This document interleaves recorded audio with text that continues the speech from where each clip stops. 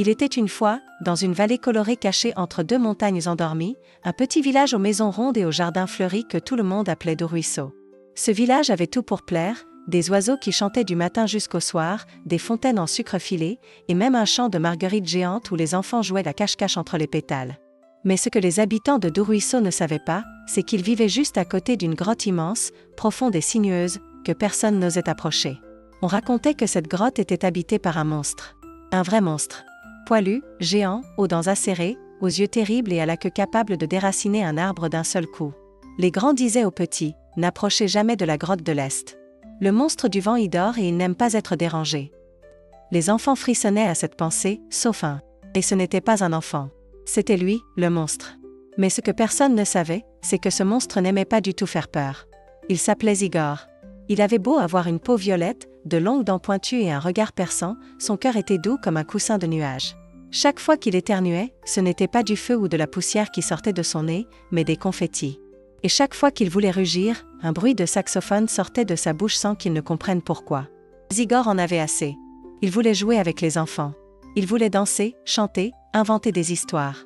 Mais chaque fois qu'il essayait de s'approcher du village, les gens criaient, fuyaient, perdaient leurs chaussures en courant dans tous les sens. Les oiseaux s'envolaient, les vaches s'évanouissaient, et même les hérissons se roulaient en boule de panique.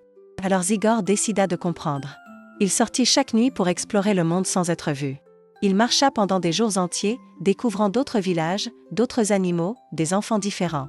Il rencontra un écureuil qui parlait en rime, un flamant rose qui peignait avec ses ailes, et même un vieux hibou qui lui raconta les contes du monde ancien.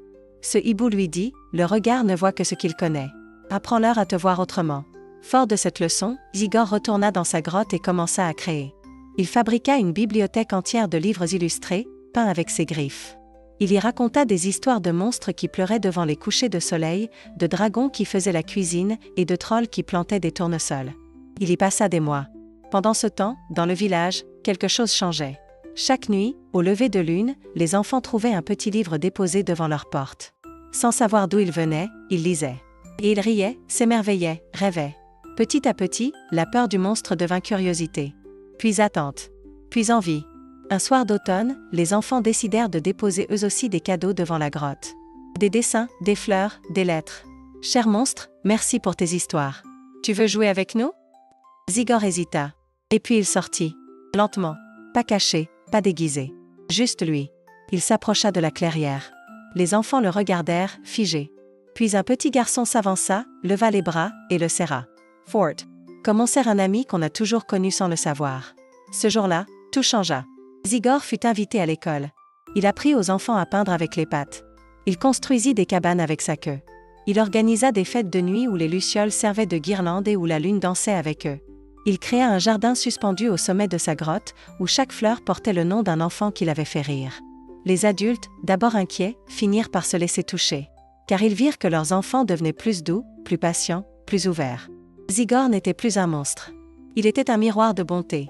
Et ce n'était pas fini. Zigor créa la première école des rêves. Une cabane géante au creux d'un arbre millénaire, où chaque nuit il racontait une histoire inventée.